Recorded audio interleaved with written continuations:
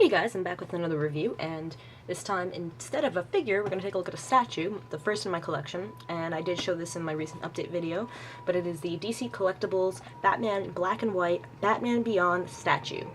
And it is absolutely gorgeous. I'm so happy I picked this up. I almost didn't, and I went home that day thinking, you know, I should have looked at it, I should have grabbed it, and so the next day after work I went and I checked it out and picked it up because it was a steal. And I'm a big fan of Batman Beyond. I'm a big fan of how gorgeous the statue is, so it's a no-brainer right there. So I was really excited to get it, and thus I wanted to review it before any of my other stuff that I know I'm due to review. So sorry about that, but I just had to. So yeah, I mean, I guess I'll show you the box and just tell you a little bit about it and my story. Put him off to the side and bring this in. So this is the box. It's your typical DC Collectibles box that they started using, I want to say, maybe last year or the year before. And that I believe this statue came out around November of last year. I did try to look it up, but I wasn't really able to find any details about the statue, which is very strange. But I did find a review on somebody's blog, and it was done in November of 2012, and they had said the most recent release from DC Collectibles, blah, blah, blah. So it was probably October or November of 2012 when this was released. And I don't know if they did a limited run. There's no numbers on the statues, but they seem to be hard to find because they are become quite expensive. And so I looked on eBay and Amazon, and they go for upwards of like $120 now. The original retail, my comic shop had it originally for $90.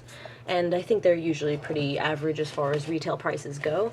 So it's shot up a little bit since retail release, and I picked it up for, as you can see, $50 because there was a chip on the right ear. Now, I actually already fixed the chip in the ear, so I'm not able to show you the damage, but I will put a picture in the description box of what it looked like before I fixed it so you can just get an idea, because it wasn't that big of a break to begin with, and since I was able to fix it, it was absolutely a steal at $50. So I'm just going to take a look at the box, and so yeah, I'll show you up close the shot of the statue, the fold down, you know, D for the DC Collectibles logo. You have Batman Black and White, Batman Beyond statue. It was designed by Dustin Nugent and sculpted by Jonathan Matthews. And you get a shot of the whole statue on this side. And then on this side, you get, you know, like a zoomed in shot again. It tells you it's a cold cast porcelain statue. And then on the back, you have just a little read up. I'll bring this in for you. So, Terry McGinnis makes his triumphant return as the Dark Knight of the future in this timeless addition to the Batman Black and White line of collectibles. Based on designs by the talented Dustin Nugent, the monochromatic tones of this elegant statue highlight Batman's futuristic design. And it shows you coming soon the Frank Miller Batman statue and the Sean Cheeks Galloway Batman. You have the We Can Be Heroes logo. So this is definitely a fairly recent release. All that other good stuff. Whatever, bottom, boring, and the top is just the Batman Black and White logo. So yeah, take a look at the statue now. And like I said, this statue is gorgeous. The black and white style worked really well for this, even though Terry's costume is black and red. The red parts were done in varying grayscale tones, and the wings are red in the cartoon, obviously, and the comics, but they're done in like a clear plastic, which is actually a pretty cool alternative. So I like that a lot. So I'm just gonna kind of, I mean, I don't have one of those cool turny things most of you guys have, but I'll just kind of turn it, you know, with my hand. But yeah, it's just such a dynamic pose. It's so beautiful. I'm just so thrilled with this. You know, a lot of the Batman Black and White statues I don't think are really posed as dynamically, but it's fitting for the younger Terry, I think, and the slimmer suit. It just all looks really, really good. So that's your 360, the old school style. And I'm just gonna bring it in so I can show you up close now some of the detail. that's on this statue. And I'm going to start with the stand just so you can see that. It's the, I don't think they're all the same, but or if they change them sometime around the release of the statue, but it's a black and white logo. It's alright. I mean, it's kind of distracting in a way because it's so brightly white and black, but, you know, whatever. On the bottom you have TM and copyright DC Comics. I guess that is the year. Oh, is this September 2012? There you go. September 2012, folks.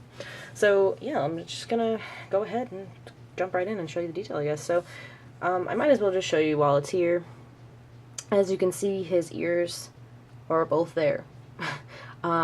It was his right ear that was chipped, and it was a good, you know, little chunk right here that was chipped off. And I built it back up with some epoxy sculpt, sanded it down, tried to get it as close as I could to the left ear as the shape and length and everything. It's not 100% perfect, but I think I did a pretty good job. And then just painted it flat black, and it actually looked pretty seamless in the end. So I'm really happy. You know, when it's on display, you're not looking at it super up close anyway, so right there, can you tell that I fixed it? Probably not. So I'm really happy that I was able to fix it, and I'll post a picture in the description of what it looked like before I got to it. So, yeah, and we'll look at the face. So he's got the slightly open mouth, but he doesn't look as angry as he does on, say, the DC Universe Classics figure of him, which I'm so happy about because that figure is just like, he's like grimacing. It's kind of scary. So this one's really, really nicely done. If he hadn't had the open mouth, he'd probably look a little kind of boring in a way. I like the open mouth, and he does have that in the cartoon a lot, so it looks a lot like him. Sorry, I'm kind of just going to jump around here to different pieces, but his right hand is the one that's gripping the base, and it looks really good. You can see like each individual finger bending, and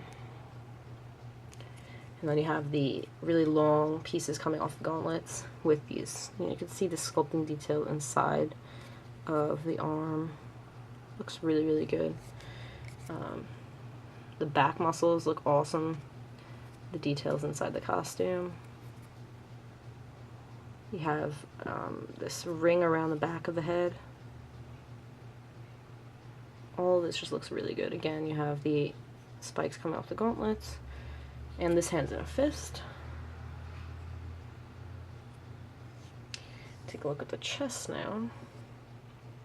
So yeah, the chest symbol is red in the show, but it is a darker gray on this statue, and it's etched in there really nicely. It looks like it just flows with the rest of the lines that have been sculpted in here.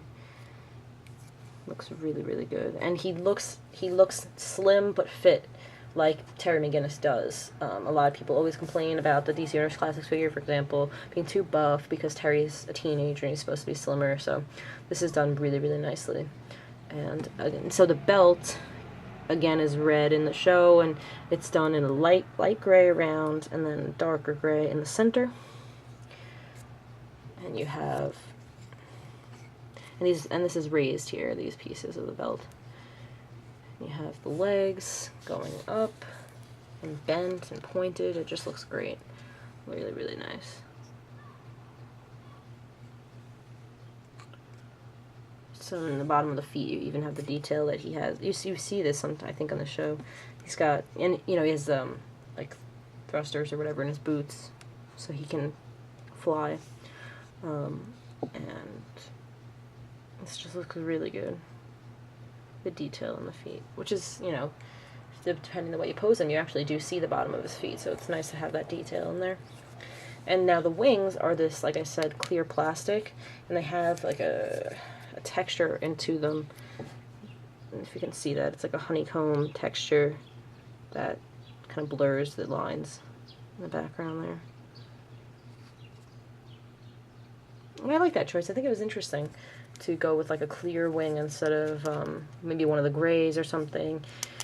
It's always interesting to translate color material to a black and white statue, where, you know, a lot of Batman's often drawn all black, or most often black and gray, or all black, or, you know, gray and blue. So it's easier, probably, you know, easier to translate him than a nice bright red character. So this looks a little different than the source material.